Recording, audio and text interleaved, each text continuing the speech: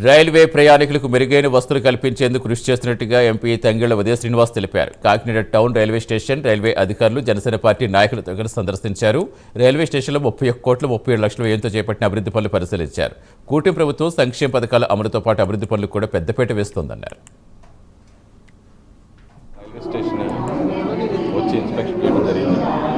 అమృత్ స్టేషన్లో సుమారు 32,17,00,000 రూపాయలతో దీన్ని మెరుగుపరిచే విధంగా, డెవలప్ చేసే విధంగా అంటే మన కూటమి ప్రభుత్వం దీనికి కేటాయించడం జరిగింది. అలాగే ఇచ్చిన వర్క్ని కూడా ఆన్ టైం 100% కంప్లీట్ చేసి కొత్త స్టేషన్కి ప్రారంభానికి రెడీ అయింది. సో వీళ్ళు చేసినవన్నింటినీ కూడా వచ్చి మొత్తం అందరూ ఆఫీసర్స్తో చర్చించడం, దీన్ని ఎలా చేశారని చూడటం కూడా ఇన్స్పెక్షన్ లాగా చేయడం జరిగింది. సో నిజంగా చాలా బాగా వచ్చింది.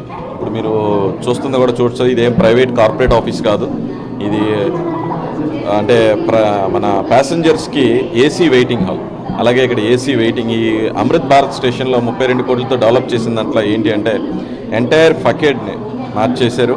అలాగే బయట రౌండప్ ఏరియాను కూడా చాలా చక్కగా మొత్తం దేశంలో ఉన్న మంచి లీడర్స్ను, నేతలను అందరినీ కూడా, ప్రముఖులందరినీ కూడా వాల్ పేపర్ మీద వేసి ఒక సెల్ఫీ తీసుకునే విధంగా బయట ఏరియానంతా కూడా ఒక ప్రైవేట్ కార్పొరేట్ ఆఫీస్ లాగా దీన్ని తయారు చేయడం జరిగింది.